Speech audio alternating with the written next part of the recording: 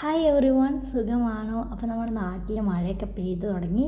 ഞാൻ ഇന്നൊരു part time ജോലിക്ക് പോവാണ്. നാളെയാണ് സ്കൂളൊക്കെ തുറക്കുന്നത്.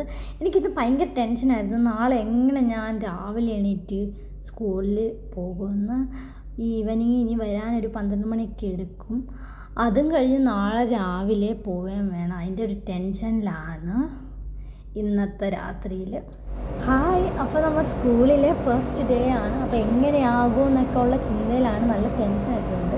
എത്ര കുട്ടികൾ വരും, എങ്ങനത്തെവരായിരിക്കും വരുന്നെന്നുള്ള ടെൻഷനിലാണ് എല്ലാവരും.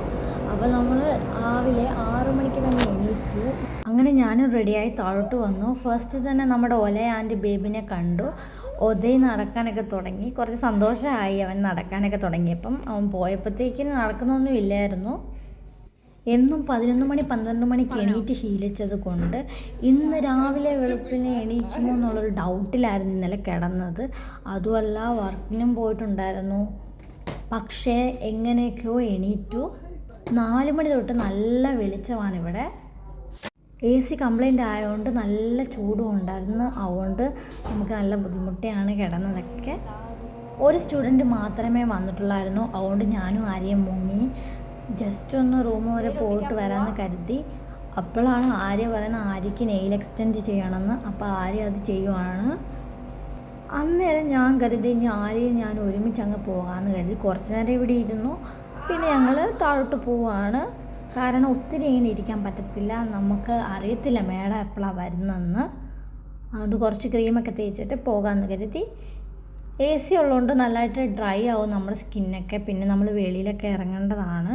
സമ്മർ ക്യാമ്പ് ആയതുകൊണ്ട് മോർണിംഗിൽ ആൾക്കാർ കുറവാണ്.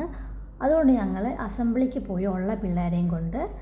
ഫസ്റ്റ് ഡേ ആയതുകൊണ്ട് പിള്ളേരൊന്നും അധികം ഇല്ലായിരുന്നു. അതുമല്ല, സമ്മർ ക്യാമ്പിൽ പിള്ളേർ കുറവാണ് മോർണിംഗിൽ. ഇങ്ങനെ പിള്ളേരൊന്നും വലിയ ആക്റ്റീവൊന്നും അല്ലായിരുന്നു. എത്ര 2 മാസം ഗ്യാപ്പ് എടുത്തിട്ടാണ് വരുന്നത്. അതിൻ്റെതായ ഒരു മൂഡ് ഔട്ടൊക്കെ ഉണ്ടായിരുന്നു. നമുക്കും ഉണ്ടായിരുന്നു, മടിയായിരുന്നു. പിന്നെ ആർക്കും ജോലിക്ക് വരണമെന്നില്ലായിരുന്നു. പിള്ളേരൊന്നും വരരുതെന്നുള്ള പ്രാർത്ഥനയിലായിരുന്നു ഞങ്ങളെല്ലാവരും.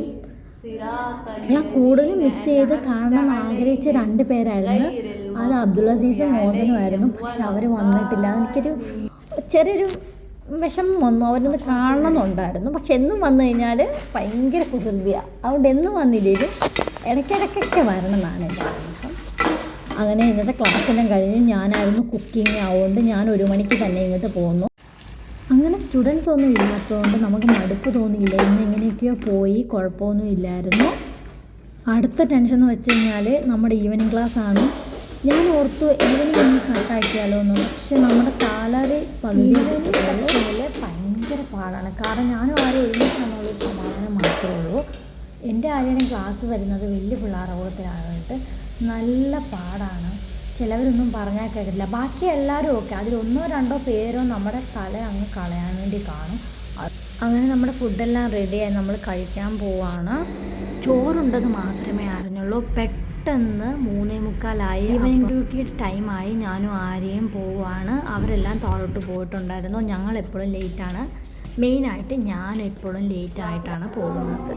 ബിക്കോസ് ലാസ്റ്റ് ടൈമിലായിരിക്കും എൻ്റെ എന്തെങ്കിലുമൊക്കെ കാണാതെ പോകുന്നത്. ഒന്നെങ്കിൽ ഒരു കമ്മലായിരിക്കും, അല്ലെങ്കിൽ സോക്സോ അല്ലെങ്കിൽ ഷൂവോ, അങ്ങനെ എന്തെങ്കിലുമൊക്കെ എൻ്റെ കാണാതെ പോകും. അത് തപ്പി സമയം അങ്ങ് പോകും. ഒരു അരമണിക്കൂറെങ്കിലും പോകും. അതാണ് എനിക്ക് ശീലം. അങ്ങനെ നമ്മുടെ ക്ലാസ്സിൽ ഞങ്ങൾക്ക് കിട്ടി. ഞാൻ ഉദ്ദേശിച്ചതുപോലെ ഞാനും ആരെയും ഒരുമിച്ചായിരുന്നു. ഫസ്റ്റ് തന്നെ ഞാൻ സമ്മറൊക്കെ ആയതുകൊണ്ട് ഒരു ആർട്ട് ചെയ്തു. ഫസ്റ്റ് പീരീഡ് തന്നെ ആർട്ട് അങ്ങനെയുള്ള എന്തെങ്കിലുമൊക്കെ ചെയ്യിപ്പിക്കുക. അതിന് ഫുഡ് കഴിക്കാൻ പോകണം. അങ്ങനെ ഫുഡെല്ലാം കഴിച്ചു കഴിഞ്ഞപ്പോഴത്തേക്കിന് പിന്നെ കുറച്ച് ആക്ടിവിറ്റി ചെയ്യാമെന്ന് കരുതി. അപ്പം ഞങ്ങളല്ല ആക്ടിവിറ്റി ചെയ്തത്. ഇന്ന് ആക്ടിവിറ്റി കണ്ടക്ട് ചെയ്തത് ഹദിയാണ്. അങ്ങനെ ഫസ്റ്റ് ഡേ കുഴപ്പമില്ലാതെ കഴിഞ്ഞു. Bye bye.